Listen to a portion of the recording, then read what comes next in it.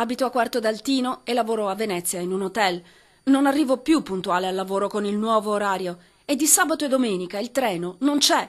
Ho parlato con il proprietario dell'albergo, ma non è servito. Rischio il licenziamento. È la storia di uno dei tanti pendolari che da lunedì non hanno più vita. Il nuovo orario cadenzato dei treni regionali ha aggiunto nuovi problemi, cronici ritardi. I convogli non ci sono più come nel fine settimana o partono molto più tardi. Un dramma vissuto sulla pelle da migliaia di persone, lavoratori e anche studenti. Non va proprio un fico secco qua. Qua non funziona niente.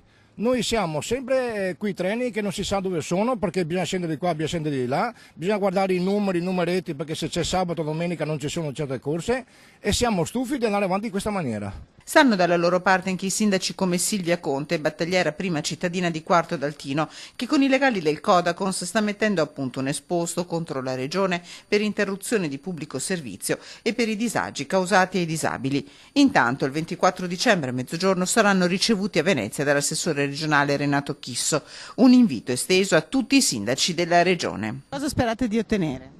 Quello che avevamo prima, il mal tolto. Quello che avevamo prima del 14 di dicembre, perché adesso non si può più andare avanti in questa maniera qua. Non se ne può più.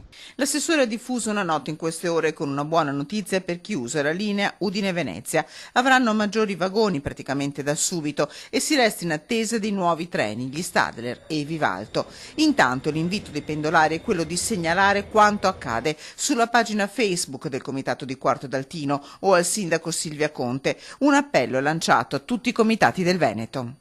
Invito anche di creare una rete regionale dei comitati per fare gruppo tutti assieme. Informazioni utili in attesa della grande manifestazione programmata a Venezia per il 14 gennaio. Il 14 gennaio l'ora sarà da definire, va bene? E ci sarà una mega manifestazione e vediamo se cambieranno queste cose, altrimenti li mandiamo a casa noi.